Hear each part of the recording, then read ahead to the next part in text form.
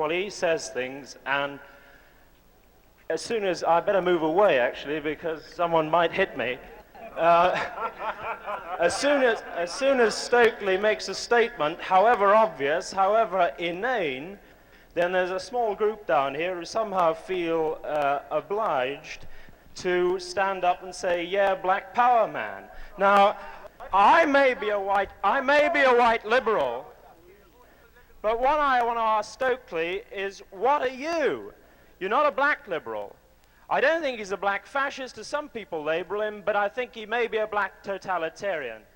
President Ginsberg said a few minutes ago something about feedback.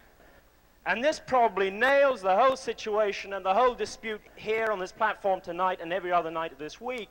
And that is a truth which was made clear in a film which some of you may have seen in this country a few months back called It Happened Here.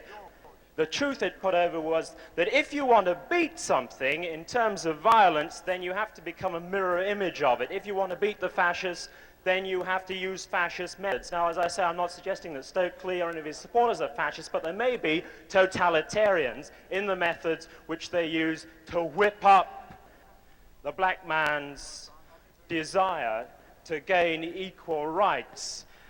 Someone said down here, in response to something Stokely had said, there is no white culture. Black culture is the only culture.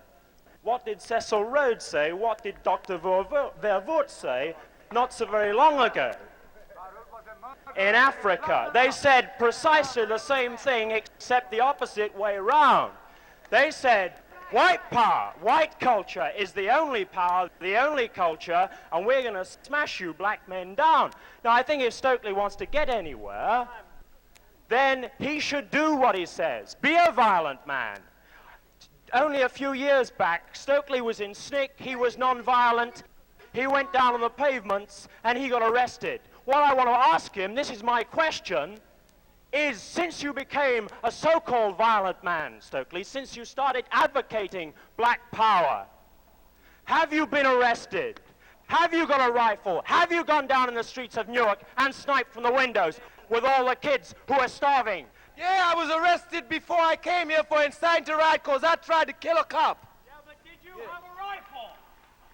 I always got my stuff with me. I don't mind you advocating violence if you take the risks. The only risk you have is of becoming a martyr.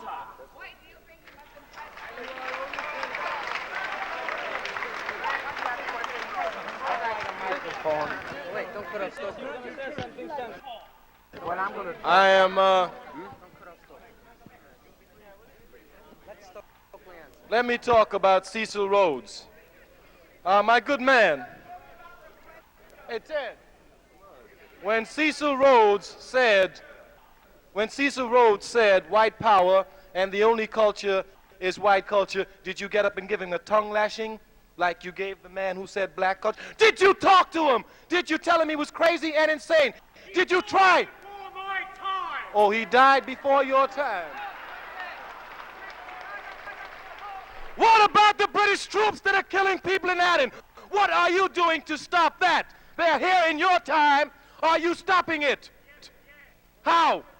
Where are you stopping it? What about the British troops that are killing people in Hong Kong because they've taken their land and talked some bullshit about leasing it for 7 years?